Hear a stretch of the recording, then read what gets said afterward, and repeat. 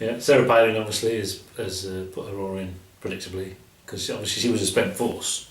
Very much is in line with the Trump doctrine. So, now the discussion is all about, well, will the intervention of Sarah Palin propel Donald Trump to the White House?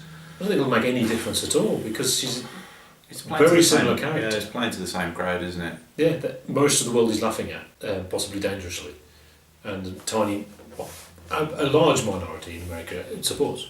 Yeah, I mean, the other news to go along with this week was the debate about whether we should allow Donald Trump in. Well, of course we should let Donald Trump in. I think that was the point of it, was to say, yes, we should let him in, and we should laugh at him, because that's what we've done in history. We've been very successful at allowing the far right and making fun of them.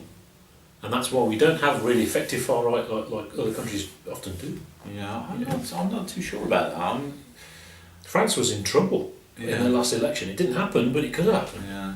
That wouldn't happen here, because everyone think, the education of it and everything. The BNP were massive news, and UKIP as well.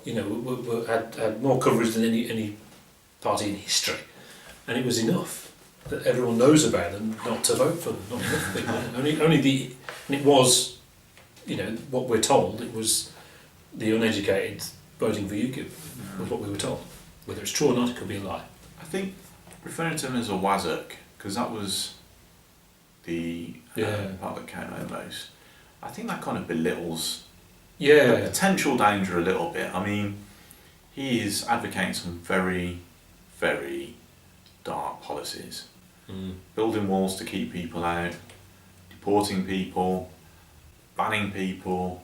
It's very divisive, and it is very reminiscent of humanity's darkest days. Godwin's law. The problem is, you can't say Godwin's law if we're actually talking about someone who is actually literally copying those things.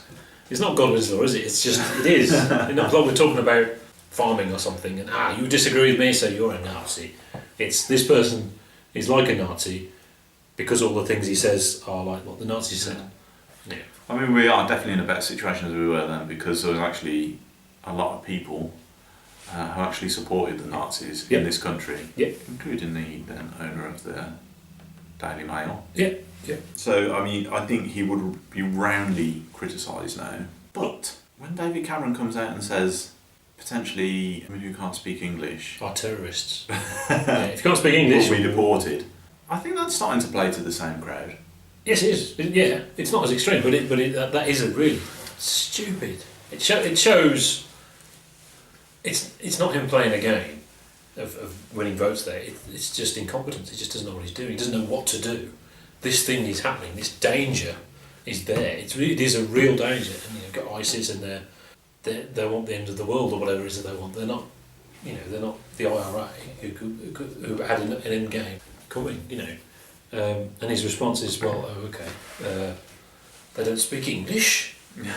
Get them out. Well, I never. But the headline was 20 million, which is very much actually, is it? But it's spent on educating people who don't speak English to speak English.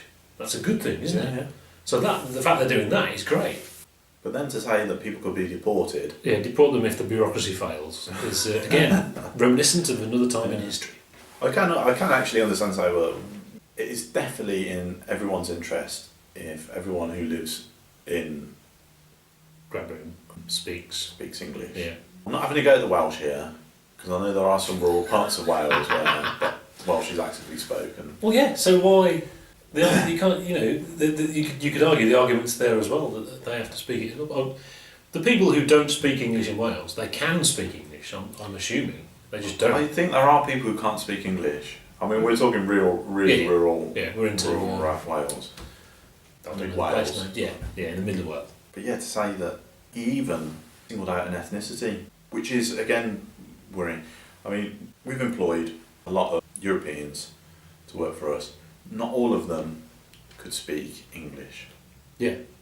The difference was they had white skin, and no one's sort of singled those out. And even then, let's say that isn't there, and it's nothing to do with ethnicity. It doesn't matter if it's about ethnicity.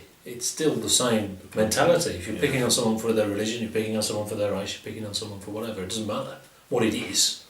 You're singling out a large group of people as all the same is a problem and makes the problem worse. Yeah. So, there is a correlation between Donald Trump and the UK there, some kind of tenuous link which we've made.